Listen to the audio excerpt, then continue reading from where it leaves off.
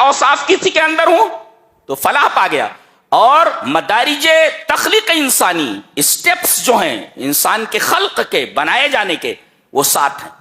اب بتایا جا رہا ہے وَلَقَدْ خَلَقْنَا فَوْقَكُمْ سَبْعَ طَرَائِقَ، ہم نے تمہارے اوپر 7 راستے بنائے ہیں. طرائق اگر یہاں کہہ دیتا 7 آسمان بنائے ہیں تو ایک ہی معنی مراد ہوتا. اب یہاں دیکھو طرائق لا کر کے بتا دیا ہے، عموم پیدا ہو گیا. حضرت حسن بصری کہتے ہیں کہ یہاں طرائق سے مراد راستے ہیں. طریقہ مانے راستہ، جمع طرائق. لِتَنزِلَ الْخَيْرَاتُ وَالْأَرْزَاقُ وَالْبَرَكَاتُ، یہ راستے ہیں کہ اللہ کی برکتیں، اللہ کی روزیاں اور اللہ تبارک و تعالی کی رحمتیں اترتی ہیں. تو روزیوں کے اترنے کے راستے 7 راستے، خیرات کے اترنے کے راستے، برکتوں کے اترنے کے راستے. ایک مطلب یہ لیا جا سکتا ہے کہ یہ جو راستے ہیں 7، اس سے رزق، برکتیں، خیرات اترتی ہیں آسمان سے. اور قرآن حکیم نے سچ کہا وَفِي السَّمَاءِ رِزْقُكُمْ، آسمان میں تمہاری روزی ہے. اور انسان دکان میں ڈھونڈ رہا ہے. انسان کیا کہتا ہے؟ دکان میں میری روزی ہے. اللہ فرما رہا دکان میں نہیں، آسمان میں تیری روزی ہے. روزی ادھر سے اترتی ہے، اور جتنا ہم اتار دیں اتنا ہی تجھے ملنے والا ہے. کیا بات.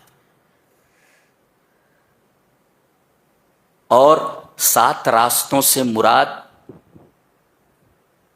کہا گیا کہ یہ 7 راستے ہیں جس سے ملائکہ چڑھتے اور اترتے ہیں. طرق الملائکہ، بجلی کی رفتار سے آتے ہیں جاتے ہیں، یہ فرشتوں کے راستے ہیں. اور تیسرے عربی کا محاورہ طارق بین ثوبین، اذا لبس ثوبا فوق ثوب، ایک کپڑے کے اوپر دوسرا کپڑا پہن لیا گیا تو کہتے ہیں طارق بین ثوبین. اس کا مطلب آسمان کیسے ہے؟ ایک لیئر یہ ہے، اس کے بعد دوسرا آسمان، پھر تیسرا آسمان، پھر چوتھا آسمان، پھر 5واں آسمان، پھر 6واں آسمان، ایسے تہ بتہ آسمان ہیں. ایک طریقہ کا مطلب ہوتا تہ، پورا فلور. تو آسمان کو 7 فلور اللہ نے بنایا ہے، تو طریقہ سے مراد فلور بھی ہے. تو گویا کہ طریقہ لا کر کے، طرائق لا کر کے کئی معنوں کی طرف اشارہ کر دیا گیا کہ کوئی معنی بھی لیا جا سکتا ہے.